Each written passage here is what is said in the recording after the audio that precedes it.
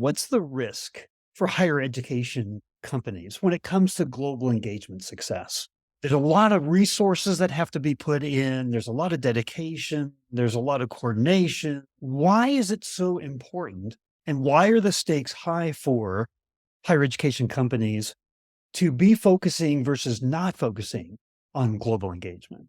We live in a globalized world. I think that's no secret at this point. And students that are coming into young adults that are entering higher education at this point have lived their whole lives being exposed to the globalized world through social media, through the internet. So they've had all of this exposure.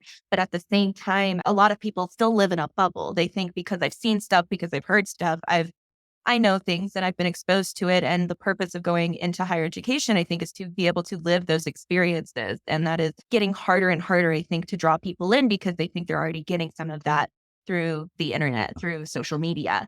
And so I think that's one in and of itself a challenge for higher education institutions to jump that barrier and show the value of what living those experiences is going to do for students. On top of the fact, there's just less young adults going to college at this point in time. So there is a higher competitiveness for recruitment and admissions in that general area. But also, I think one challenge for higher education institutions is so much focus has been put on developing these global education initiatives.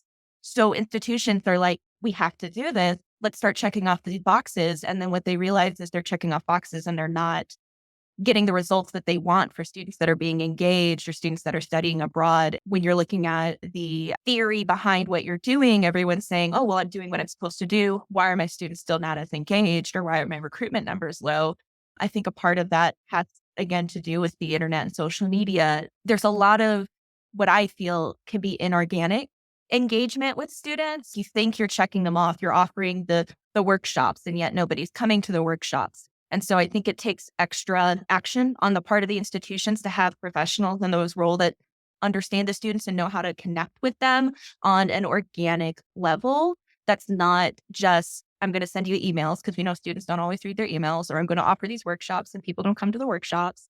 But how do you develop a relationship with those students so that they can live the experience of being globally engaged versus just saying I did something to fill out a certificate, but not really going and experiencing those lifestyle choices. So I think that in and of itself is something I've noticed in institutions where schools may think that they're doing something for students, but they're not getting the results they want. And I think it ultimately comes down to they're not making the right connection organically with the students so that they can feel connected with the content of what they're trying to distribute.